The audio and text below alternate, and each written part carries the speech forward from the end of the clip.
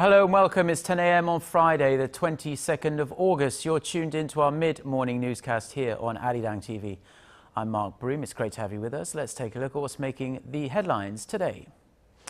3 lawmakers have been arrested on various corruption charges. They are suspected of taking bribes totaling more than $250,000 from special interest groups in return for favors.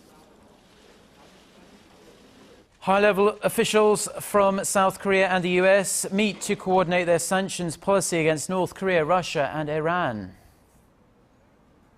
Plus, one of the US aid workers who recovered from the Ebola virus says he's thrilled to be alive as he and another patient are discharged from hospital. But our top story this morning is right here in South Korea, and 3 lawmakers were arrested late Thursday night on various corruption charges.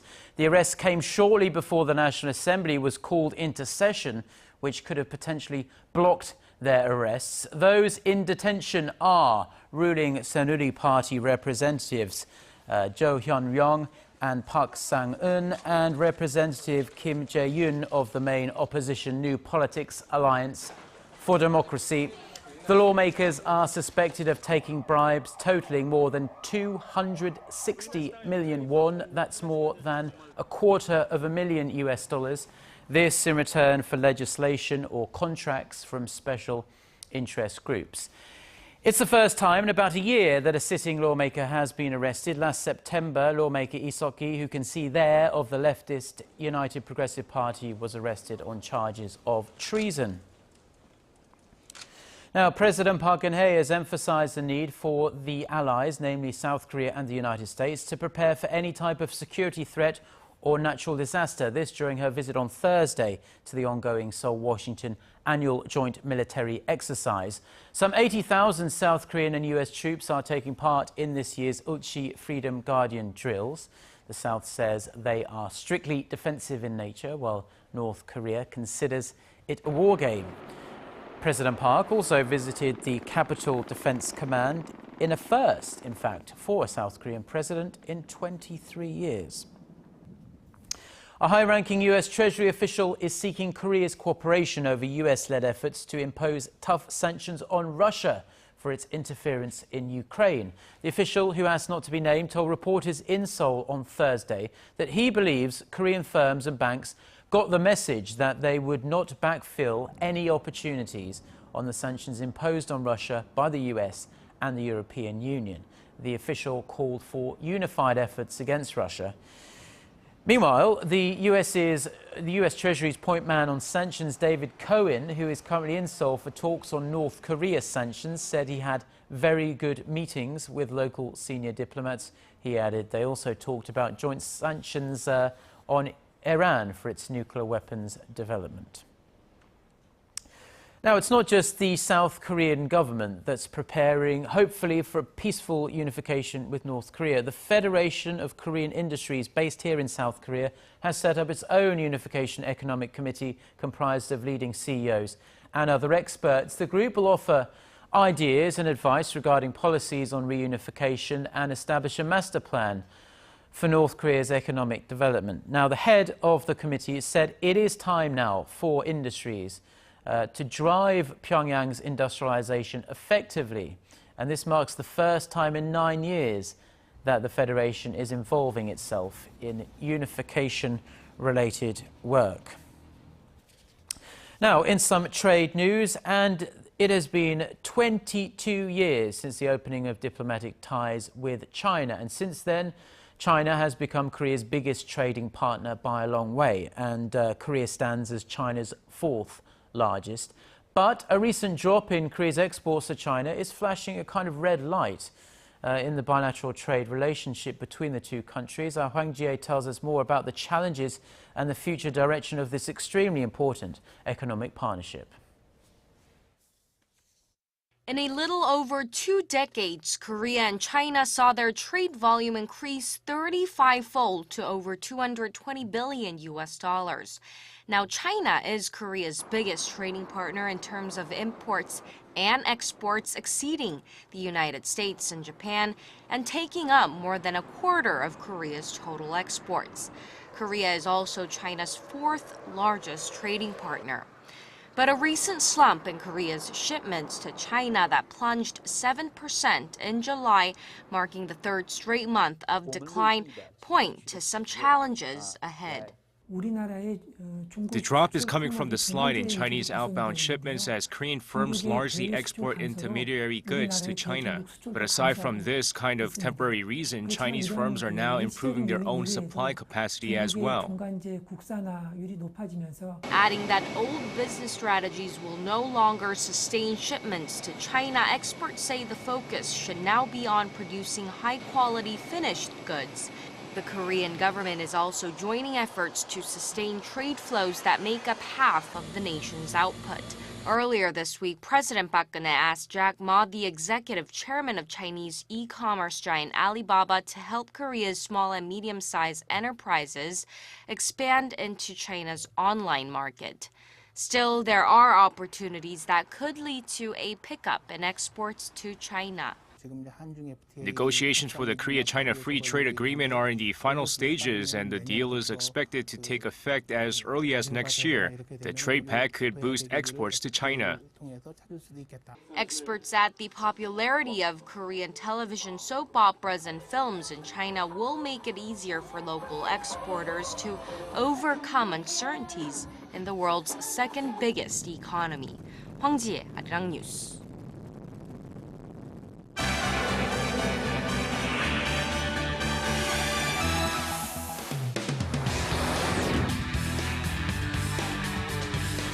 Time now for a look through the international headlines we're following at this hour. For that, we turn to our Eunice Kim standing by at the News Center. Good morning, Eunice. Good morning, Mark. So some hopeful news this morning. The two Americans who contracted the deadly Ebola virus have survived. And both are now out of the hospital, with doctors assuring the public that they are clear of Ebola and no longer pose a threat. Our Connie Lee has this story. 2 U.S. aid workers are now clear of the Ebola virus. Dr. Kent Brantley and Nancy Reipel have been released from Emory University Hospital in Atlanta after spending nearly 3 weeks in isolation. Today is a miraculous day. Dr. Brantley, with the medical team that treated him, was greeted with applause at a news conference on Thursday, the day of his release. I'm thrilled to be alive, to be well, and to be reunited with my family. Nancy Reipel was quietly released from the hospital on Tuesday. Doctors say the patients went through rigorous treatment and testing with the experimental drug called ZMapp. And according to the doctors, they now pose no risk to the public. Staff here at Emory is confident that the discharge from the hospital of both of these patients poses no public health threat. The two Americans were both missionaries working in an Ebola ward in Liberia when they were infected with the virus. Soon after, they were flown from Liberia to the hospital in the United States, making them the first human patients with Ebola to ever come into the country. These two may have survived, but the outbreak continues to take a toll. The World Health Organization says more than 2,400 people have been infected, and more than 1,300 people have died since the outbreak was first found in West Africa back in March. So there's a continued plea to help stop the ongoing outbreak. I am forever thankful to God for sparing my life. Please continue to pray for Liberia and the people of West Africa. Connie Lee, ARIRANG News. 100 million euros, or 132 million US dollars. That is the amount of money the jihadist group that killed U.S. journalist James Foley had demanded for his release as early as last year. That's according to the CEO of Global Post, for whom Foley had been working prior to being abducted in November of 2012. U.S. officials said the Islamic State had also demanded the sum from Foley's family via email. The U.S. Treasury Department reaffirmed Thursday that it does not negotiate with terrorists, adding that it estimates terror groups raised at least $140 million since 2004 in ransoms paid to them by other countries. Meanwhile, in the UK, police are working to identify the executioner in the video showing Foley's beheading. He had a British accent. A couple of leadership changes to tell you about in Southeast Asia. Jakarta's top court upheld Joko Widodo as the winner of last month's presidential election in Indonesia. The move rejects an appeal filed by supporters of defeated candidate Prabowo Subianto, who had claimed voter fraud. Subianto's team said they will accept the ruling of the Constitutional Court. The former Jakarta governor's term is set to begin on October 20th. And in Thailand, Prayut Chan-o-cha was named the country's new prime minister. The 60-year-old general has served as the de facto ruler after leading the bloodless coup against former Prime Minister Yingluck Shinawatra in May. The parliamentary vote that confirmed the transition was swift, taking just 15 minutes. The ballot 191 to 194. And finally, the number of missing in Japan's massive landslides that leveled the village near Hiroshima City has grown significantly. According to local dailies Asahi Shimbun and Yomiuri Shimbun, local police said they were searching for 51 people, up from the 7 reported missing earlier. Among those affected, 1 Korean was killed and another seriously injured after being caught in the landslides. Seoul's foreign ministry also offered condolences to Japan. Record rains had poured on Hiroshima Prefecture earlier this week. Japan's weather agency said the deluge amounted to about a month's worth of rain that fell in the 24 hours leading up to Wednesday morning. Said that a team of South Korea. Get connected to Korea and the world. Join us every weekday for the latest developments out of Korea, Asia, and beyond. On air, on your mobile, and online, we lead the way every day. ARIRANG News. To try and resolve the crisis in Ukraine, the European Union also offers $15 billion. Now, July was a pretty good month all round for Korea's tourism industry, with 1.3 million foreign tourists visiting the country. That's up more than 12% on year, this according to the Korea Tourism Organization. The biggest rise was seen in Chinese visitors, whose numbers grew 22%. This thanks in part, according to the KTO, to the growing popularity of Korean TV programs over there in China. More Russian tourists also made the trip, taking advantage of a new visa waiver system. The total number of Japanese visitors went the other direction, though, dropping 17%. Now in health news, the number of people suffering from Alzheimer's disease in Korea is expected to skyrocket in the coming decades, and so are the costs for treating it. A National Assembly Budget Office report says the number of people 65 or older who have the disease will jump from 1% of the total population in 2012 to nearly 6% in 2050. Then the cost for treating all those people in 2050 will jump to $42 billion US. That's an estimated 1.5% of the country's entire GDP. Now, the rain has stopped today, pretty much, but people in Korea have had to break out their rain gear pretty heavily over the past few days, and this is because we've been hit by an unexpected round of really rather heavy showers. Our Connie Kim has the damage report. Monsoon season is officially over, but you wouldn't know it by looking outside over the past few days. Heavy rain pelted the central region on Thursday morning, prompting the Korea Meteorological Administration to issue its first heavy raining warning of the summer for the capital Seoul. An average of 45 millimeters fell in the morning alone, which is more precipitation than was recorded during the entire dry monsoon period in mid-July. And it's not quite over. By the time Friday is up, the central region is expected to receive up to 120 millimeters of rain. Other parts of the peninsula have not been spared. Further south, several landslides and damages to farms were reported in Chungcheongnam-do province, and traffic was restricted in the city of Daegu due to flooding. The Weather Administration attributes the torrential rain to cold air from the north colliding with hot, humid air from the south, which has caused instability in the atmosphere. The nationwide rain is expected to stop Friday afternoon, but another round of precipitation is expected starting from Sunday. Connie Kim, ARIRANG News. Now in some cultural news, Korea's leading orchestra, the Seoul Philharmonic, has kicked off its European tour in Finland. Our cultural correspondent Park Ji-won is travelling with them, and she filed this report. Finland's oldest city, Turku, was once the capital of the country until the early 19th century. The city is known for both historic and natural attractions.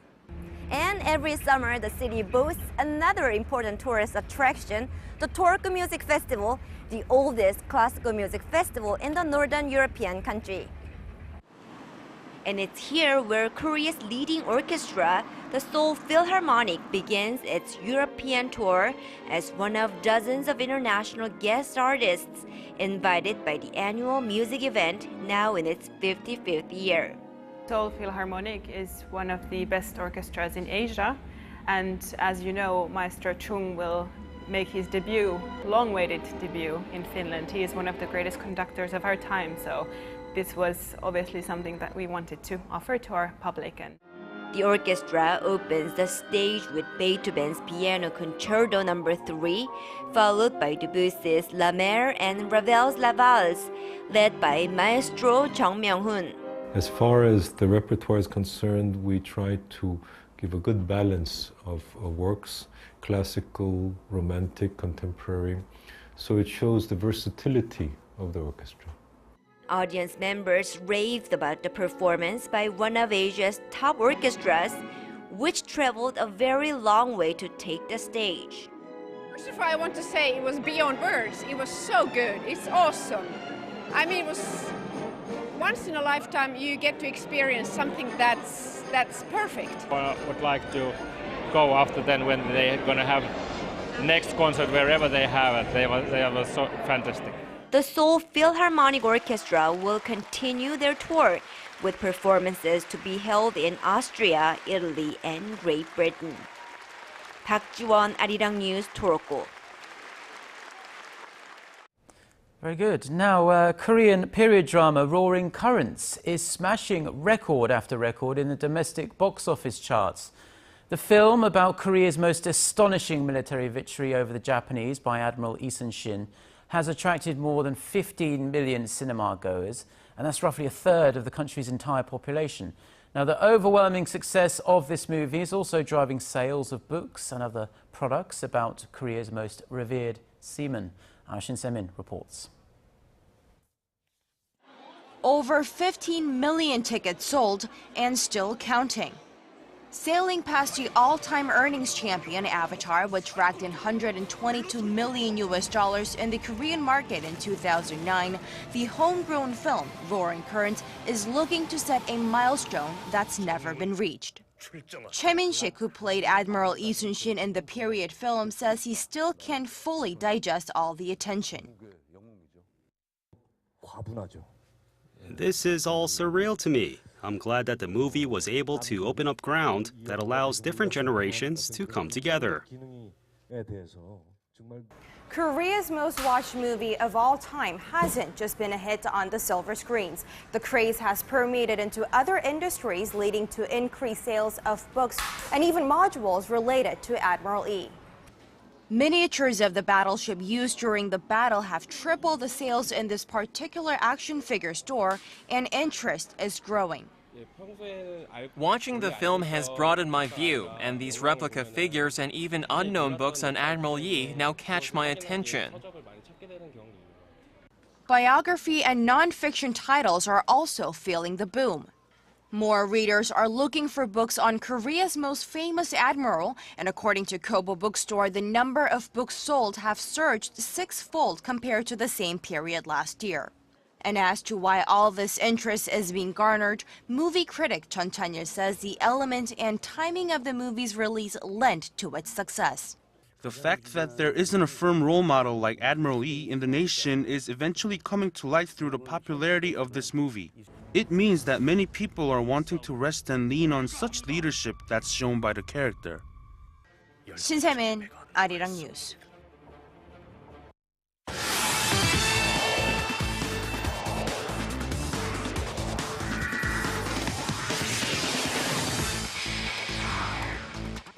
And TGI Friday, everyone, as we kick things off with the 2014 Incheon Asian Games as the group stage drawings took place on Thursday. And while Son Yeon-jae was grouped with some of the Japanese rhythmic gymnasts, most of the focus was on the football squad. Now, first off, over on the men's side, they were drawn with Malaysia, Saudi Arabia, and Laos, with Saudi Arabia being the toughest opponents for the Taeguk Warriors. Meanwhile, over on the women's tournament, Korea was drawn with Thailand, India, and Maldives and should be able to advance to the next round with ease.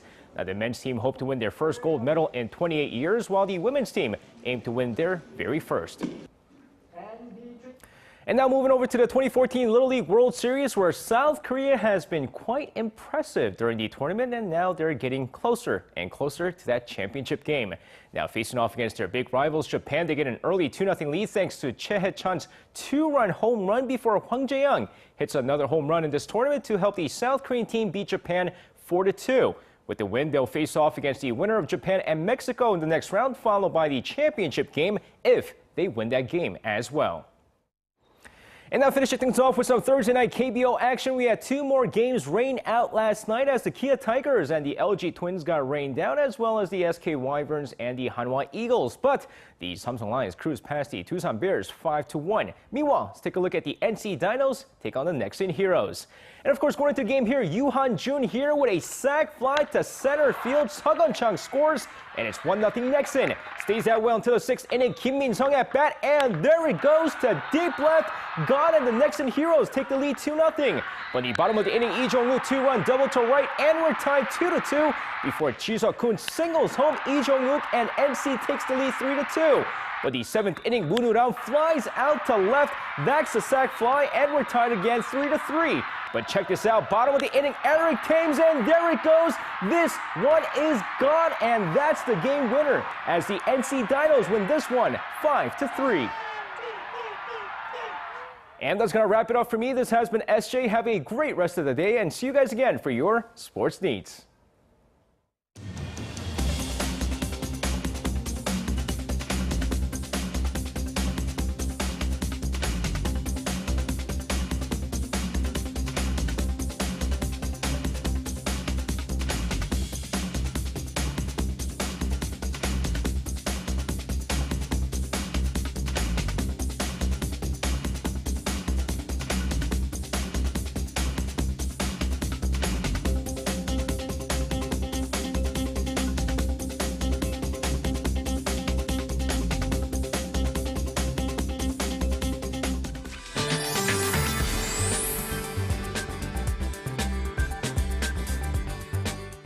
Good Friday morning to you. I'm Lee Ji-hyun with your weather updates. Finally, we are getting a relief from the rain today, and even the sun is slowly coming out behind the clouds. So as we can see on our satellite map, it's looking fairly clear, though a bit of fog and haze are blocking the sun at the moment.